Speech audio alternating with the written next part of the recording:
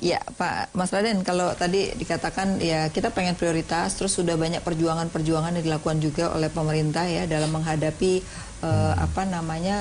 dumping gitu, politik dumping, padahal kita punya kompetitif, dan itu kita hadapi banyak sekali produk kita yang justru punya competitiveness sehingga akhirnya jadi nggak kompetitif gara-gara itu. Gimana?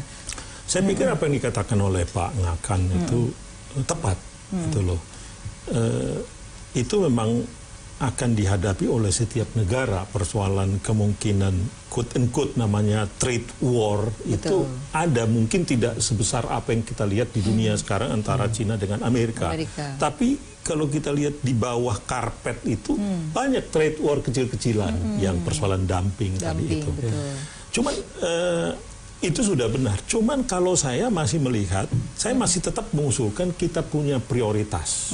Prioritas industri untuk fokus, ekspor misalkan. Ya.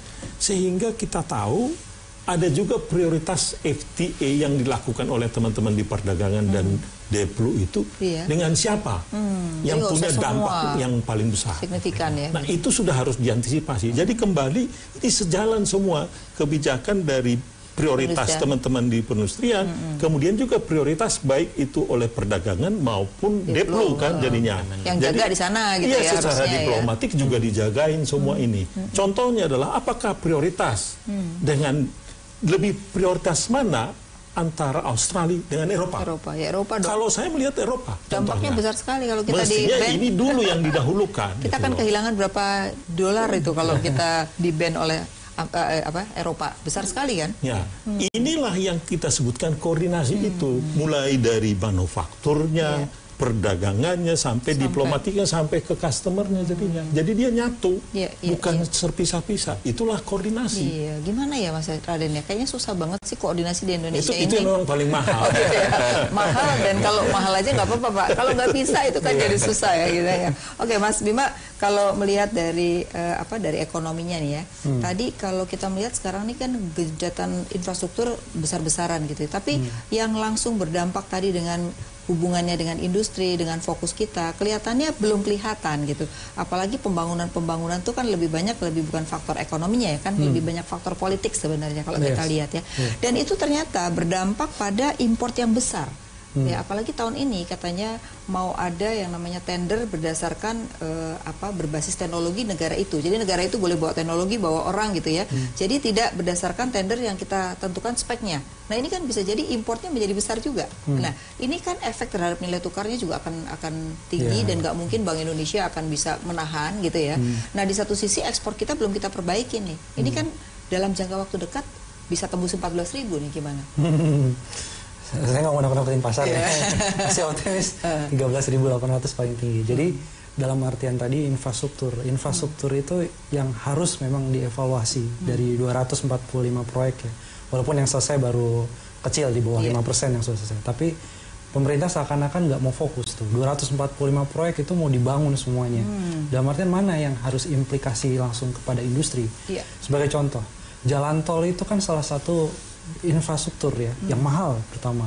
Yang kemudian yang kedua, ternyata ada beberapa kasus di Jawa ketika infrastruktur jalan tolnya jadi, tidak ada perubahan signifikan tuh. Truk yang masuk ke dalam jalan tol itu masih 60% gitu, data dari Bina Marga. Jadi 40% masih tetap di jalan biasa. Kenapa? Karena truk gak perlu ngebut-ngebutan di jalan tol ya. Artinya selama ini kita ada miss fokus ke situ ya. Kemudian yang akhirnya infrastrukturnya lebih digunakan untuk apa? Untuk menyenangkan kita nih, kelas menengah politik yang punya kendaraan pribadi ya. Karena infrastruktur salah satu kampanye yang paling efektif tuh ya. Nah, oleh karena itu kita inginkan, apalagi infrastruktur didanai dari utang pemerintah maupun BUMN, kita inginkan pemerintah, ayolah, kalau memang mendukung manufaktur yang mana, manufaktur yang orientasinya ekspor gitu ya, harus ada focusing infrastruktur yang ke sana. Jangan kemudian sporadis ya, semuanya ingin dikebut, tetapi sampai sekarang kita lihat output kepada sektor real ya.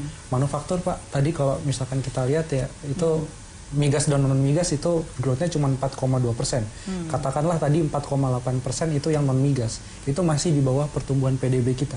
Jadi tadi mimpi zaman Soeharto pernah 10%. Ya, atau 10%. Itu kelihatannya kita masih jauh kalau kebijakan infrastruktur kita ini masih Seperti belum ini fokus. ya. Jadi nggak fokus dengan itu. Nah, apakah di Departemen Perindustrian juga sudah melihat Pak bahwa infrastruktur mana sih yang sebenarnya dibutuhkan terkait dengan paling tidak 5 lah yang tadi disebutkan gitu, sehingga itu ada konektivitas antara kebutuhan infrastrukturnya dengan pembangunan industri di masa yang akan datang.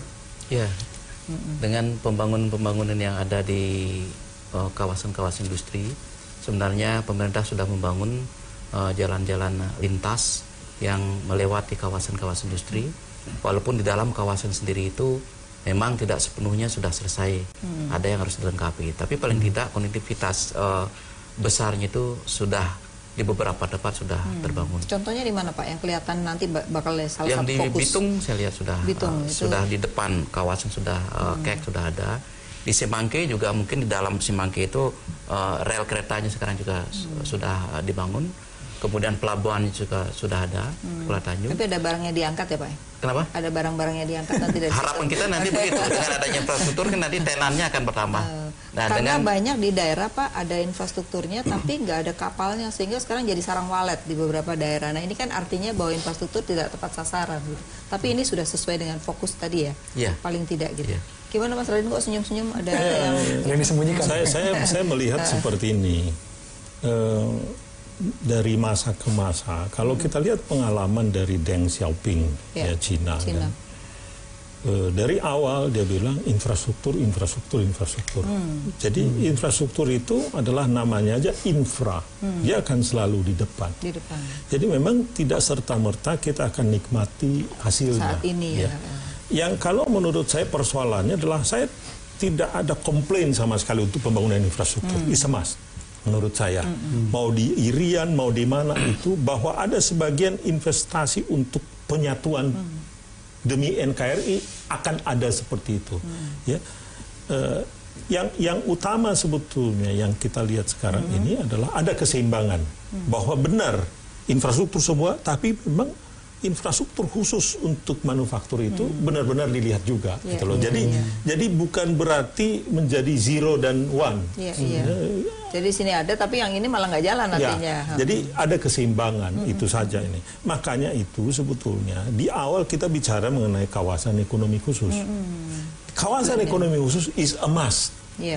Itu. Karena kita harapkan dengan kita membangun begitu, maka orang-orang yang akan taruh uangnya di situ akan datang. Sudah jelas ya, nanti ngurus apa-apa udah satu pintu beneran. Jangan sampai di kawasan ekonomi khusus atau kawasan industri, infrastrukturnya belum beres. Bagaimana kita mau attract mereka ke situ. Betul. Ini menarik sekali, karena sekarang kelihatannya contoh, dulu industri kan banyak di Jakarta, Tangerang, ya kan. Sekarang kan orang berubah ke Jawa Tengah kan. Tapi Jawa Tengahnya sendiri kan juga sebenarnya, ya pokoknya dibikin dulu aja gitu. Tapi sebenarnya bahwa kawasan ekonomi khususnya kan belum terbentuk secara masif gitu. Upahnya murah. Nah itu, jadi karena upah murah ya, bukan karena kawasannya gitu ya. Itu menarik sekali. Nah di luar Jawa memang masih menjadi pertanyaan mendasar kan, apakah memang apalagi dulu Kalimantan itu akan dijadikan tempat pangan, apa namanya itu, gudang pangan nasional di Indonesia Timur kan begitu. Tapi kan pada akhirnya juga tidak tercapai seperti itu kan Mas Raden. Iya, itu kan masih mahal gitu. Enggak, dulu karena kita tidak terlampau care, tidak terlampau perhatian terhadap namanya itu tanah gambut kan. Betul. Kita main bikin aja dulu berapa juta hektar di sana kan. 1 juta hektar ya.